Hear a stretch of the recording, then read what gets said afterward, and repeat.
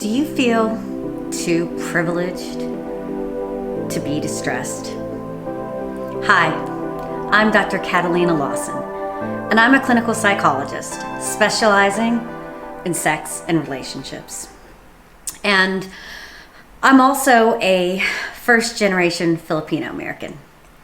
And I have been doing research in health disparities amongst Latinos, recent immigrants, African Americans. I've done some work in Southeast Asia. And throughout my life, I very much, Filipinos are always like, we're the fun Asians. And I often felt maybe too Americanized or not really Asian enough. So most of my life, I really didn't have many Asians. But now in my private practice, I have about 70% first generations, and I see, and most of them are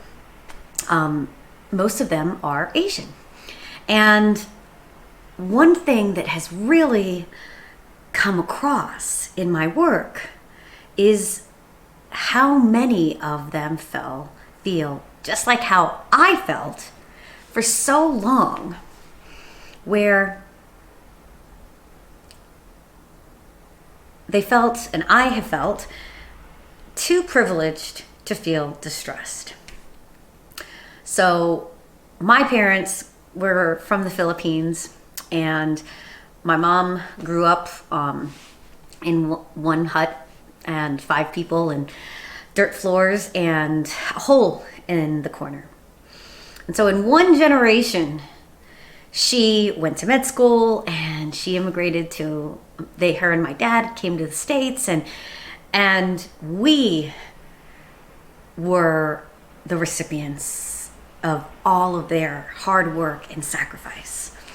So I very much prided myself on very much having this immigrant mentality and work ethic throughout my life. But I also had depression and anxiety. And I remember that by the time I went to grad school, I knew I wanted to be a professor. And even if I was going to do clinical work, I knew that I always said, I don't want to work with people who are like me. I don't want to work with people who are privileged. And it really has only been in the last year, and I got my PhD in 2005, that I realized so much of that mentality, which basically that mentality led me to work in psycho-oncology, which is with cancer patients, and I work a lot, again, with recent immigrants, refugees, and in developing countries. I do a lot of that kind of stuff. And what I realized was a lot of that really was me saying I didn't want to work with people who were privileged, who were like me and who really, life is fine. Who cares if they're just a little bit depressed and anxious? And then I realized how much I, like many other first-generation immigrants, shared this mentality of feeling that this privilege that we have makes us infallible to real distress and makes us ashamed, feel guilty for actually feeling distressed. And I find like that's a shame. And I'm realizing that for myself, how much it was very much against my identity to actually think, oh my gosh, I always knew I was depressed or anxious, definitely knew that. And I've seen lots of therapists, but I actually never really appreciated how much that actually influenced my day-to-day life. Again, I had control over what was going on with my career, anything I could control. But anything I couldn't control, like anything relational, that was where, and again, I'm confident, I'm extroverted, I'm pretty assertive, but that was where I always felt very lost, and where my distress would generally impact. And that's often the case, particularly amongst individuals who are first generation immigrants or have overcome so many things that they feel like they don't deserve or haven't earned the right to actually be just stressed. And I really want to open up the space for us to talk about this, because I actually think there is no one infallible to distress, no matter your culture, no matter what you're born into.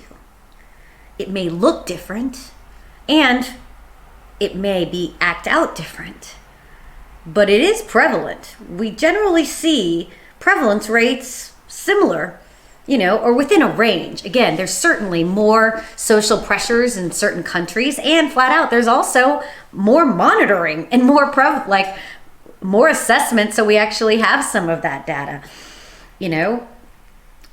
But this idea that in first world countries, like this is a first world problem, that you actually still can't have problems, I feel like really that mentality is actually just around, it maintains the shame that I know I have had around feeling distressed and feeling